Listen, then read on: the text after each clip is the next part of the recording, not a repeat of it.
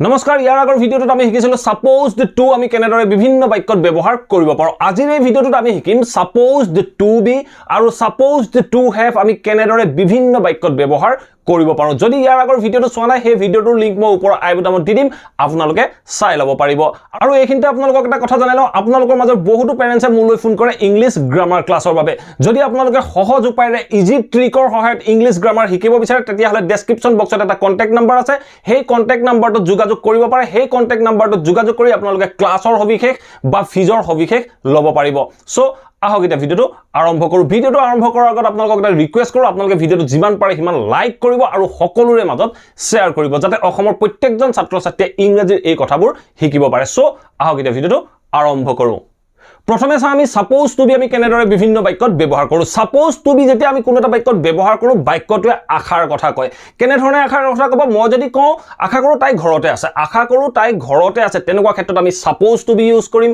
আৰু যদি কওঁ আশা কৰো তাই ঘৰতে আছিল তেনেকুৱা ক্ষেত্ৰতো আমি সাপোজ টু বি ইউজ কৰিম আশা কৰো হি কামটো কৰি আছে আশা কৰো হি পঢ়ি আছে তেনেকুৱা ক্ষেত্ৰতো আমি সাপোজ টু বি ইউজ কৰিম সো আপোনালোকে স্ক্ৰিনত দুটা ষ্ট্ৰাকচাৰ দেখিছে প্ৰথম ষ্ট্ৰাকচাৰটো কি আছে সাপোজ টু বিৰ পিছত এটা অবজেক্ট ইউজ কৰো আৰু সেকেন্ড ষ্ট্ৰাকচাৰটো আছে সাপোজ টু বিৰ পিছত আমি ভাৰ্বৰ কন্টিনিউয়াস ফৰ্ম ইউজ কৰো সো কেনে ধৰণে ইউজ কৰিম তাৰ বিষয়ে জানিবলৈ যাওঁতে আপোনালোকে এই এক্সাম্পল কেটা চাব লাগিব সো ফাৰ্স্ট এক্সাম্পলটো চাওক ফাৰ্স্ট এক্সাম্পলটো কি কৈছে চাওক you were আপোনালোকে মই past tense হোৱাৰ বাবে মই were ইউজ কৰিলো you were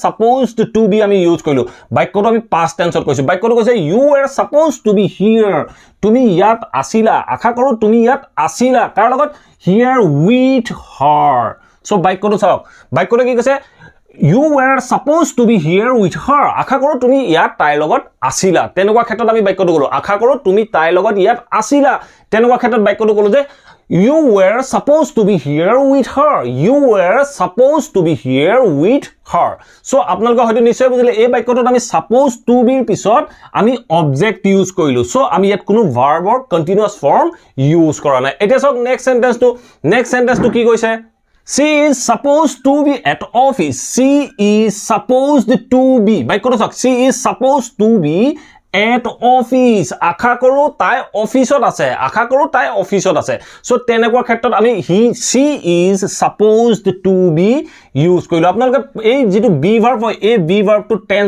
tense according to the tense আপোনালোকে চেঞ্জ কৰিব পাৰে সো বাক্যটো কেনে ধৰণে কলো she is supposed to be at office আশা কৰো তাই অফিসত আছে সো তেনেকুৱা ক্ষেত্ৰত আমি সাপোজ টু বিৰ পিছত অবজেক্ট ইউজ কৰিলো এতিয়া সং আমি সাপোজ টু বিৰ পিছত যেটা ভাৰ্ব ইউজ কৰিম ভাৰ্বৰ কন্টিনিউয়াস ফৰ্ম ইউজ কৰিম তেতিয়া বাক্যটোৱে কেনে ধৰণৰ অৰ্থ প্ৰকাশ কৰিব সো ফাৰ্স্ট 3 নম্বৰ এক্সাম্পলটো চাওক 3 নম্বৰ এক্সাম্পলটো কি কৈছে He is supposed to be working now. এই বাক্যটো চাওক he is supposed to be তাৰ পিছত চাওক working he is supposed to be working now এতি মই আশা কৰো হি এটা কাম কৰি আছে he is supposed to be working now so এই বাক্যটো চাওক প্ৰেজেন্ট টেন্সৰ হোৱাৰ বাবে আমি is ইউজ কৰিলো he is supposed to be আশা কৰো হি কৰি আছে কি কৰি আছে supposed to be working now হি এতিয়া কাম কৰি আছে আশা কৰো হি এটা কাম কৰি আছে তেনে ক্ষেত্ৰত আমি বাক্যটো কলো he is supposed to be working now এটা সব নেক্সট 5 নম্বৰ এক্সাম্পলটো কি কৈছে Oh sorry এই 4 নম্বৰ এক্সাম্পলটো চাওক she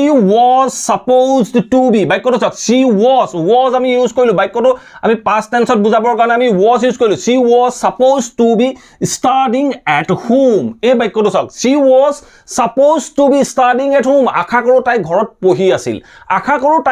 পঢ়ি আছিল তেনেকুৱা ক্ষেত্ৰত আমি বাক্যটো কলো she was supposed to be working at home studying at home আশা কৰো তাই ঘৰত পঢ়ি আছিল এতিয়া চাও আমি সাপোজ টু হেভ আমি কেনে ধৰণে বিভিন্ন বাক্যত ব্যৱহাৰ কৰো সাপোজ টু হেভটো আমি আশাৰ কথাই প্ৰকাশ কৰো যেতিয়া আমি বাক্যটো দ্বাৰা কওঁ যে আশা কৰো তাৰ এখন গাড়ী আছে তেনেকুৱা ক্ষেত্ৰত আমি সাপোজ টু হেভ ইউজ কৰিম সাপোজ টু হেভৰ পিছত এটা অবজেক্ট ইউজ কৰিম আপোনালোকে হয়তো স্ক্ৰিনত এতিয়া নিশ্চয় দেখিছে দুটা ষ্ট্ৰাকচাৰ সো সাপোজ টু হেভৰ পিছত এটা অবজেক্ট ইউজ কৰিব পাৰো নহলে আমি কি কৰিব লাগিব সাপোজ টু হেভৰ পিছত ভাৰ্বৰ থাৰ্ড ফৰ্ম ইউজ কৰিব লাগিব যেতিয়া আমি সাপোজ টু হেভৰ পিছত ভাৰ্বৰ থাৰ্ড ফৰ্ম ইউজ কৰিম বাক্যটোৱে বুজাব যে আশা কৰো তেওঁ কামটো কৰিলে তেনেকুৱা অৰ্থত আমি সাপোজ টু হেভ তাৰ পিছত আমি ভাৰ্বৰ থাৰ্ড ফৰ্ম ইউজ কৰিম সো এই কনসেপ্ট কেটা বুজি পাবলৈ যাওঁতে এই লাষ্ট 4টা এক্সাম্পল আপোনালোকে চাই লওক ডেফিনেটলি বুজি পাব সো ফাৰ্স্ট আপোনালোকে এক্সাম্পলটো চাওক 5 নম্বৰ এক্সাম্পলটো চাওক You are supposed to have a house. এই বাক্যটো চাওক,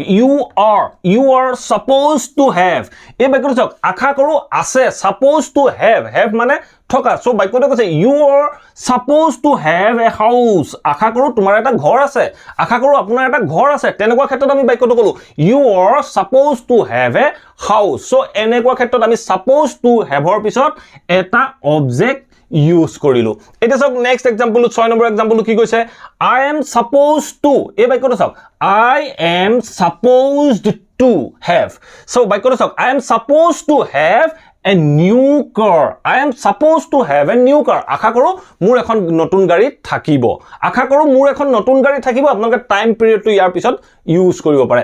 I am supposed to have a new car. আশা কৰো মোৰ এখন নতুন গাড়ী হ'ব। তেনেকুৱা ক্ষেত্ৰত আমি বাক্যটো কলো I am supposed to have a new car. So এতিয়া চাও আমি supposed to have ৰ পিছত আমি ভাৰ্বৰ থাৰ্ড ফৰ্ম যেতিয়া ইউজ কৰো বাক্যটোৱে কেনে ধৰণৰ অৰ্থ প্ৰকাশ কৰিব। So ফাৰ্স্ট এক্সাম্পলটো চাওক, এক্সাম্পল নম্বৰ 7 টো চাওক। She is supposed to have bought a car. এই বাক্যটো চাওক she is supposed to have।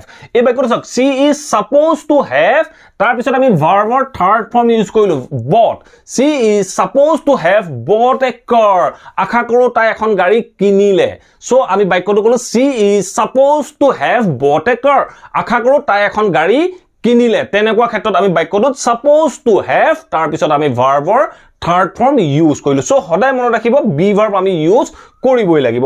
এটা চাওক নেক্সট সেন্টেন্সটো কি কৈছে you are supposed to have। এই বাক্যটো চাওক you are supposed to, সৰি মই have to ভুলৰ বশতঃ থাকি গল, সো মই এটা লিখি দিছো you are supposed to have।